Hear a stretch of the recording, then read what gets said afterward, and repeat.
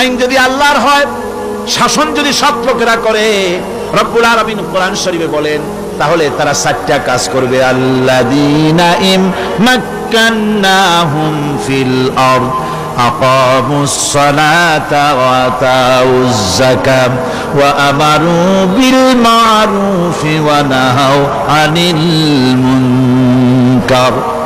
মুমিনরা ক্ষমতায় এসে প্রথম যে কাজটা করবে, প্রথমে ক্ষমতায় এসেই নামাজ বাধ্যতামূলক করবে। প্রথম কি?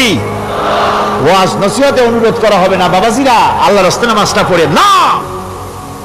রেডিও এবং টেলিভিশনের মাধ্যমে রাষ্ট্রপ্রধান অর্ডার করে দিবেন, যারা আকেল বালিগ সকলের জন্য নামাজ বাধ্যতামূলক, নামাজ পড়তেই হবে,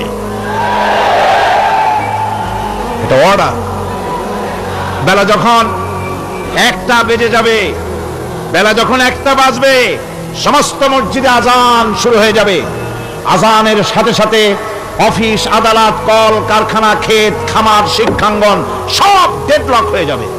আধা ঘন্টার জন্য বন্ধ হয়ে যাবে।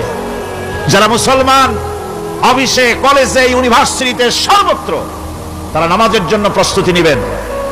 আধা ঘন্টার ভিতরে নামাজ আর খানা সেরে আবার কলেজ চলবে, বিশ্ববিদ্যালয় চলবে, কল চলবে, কারখানা চলবে, ক্যান্টনমেন্ট চলবে, সেক্রেটারিয়েট চলবে, সব আপন গতিতে চলতে থাকবে। আল্লাহর রহমত, বরকত আকাশ ফেরে নাজিল হয়ে যাবে। আর এই অর্ডার যেটা হবে, নামাজ পড়বেন, সেখানে থানায় যখন আজান হবে, থানায় আজান হয়ে গেছে, থানার স্টাফ, পুলিশ যারা আছে জামাতে খাড়া হয়ে যাবে, ইমামতি করবেন ওসি সাহেব।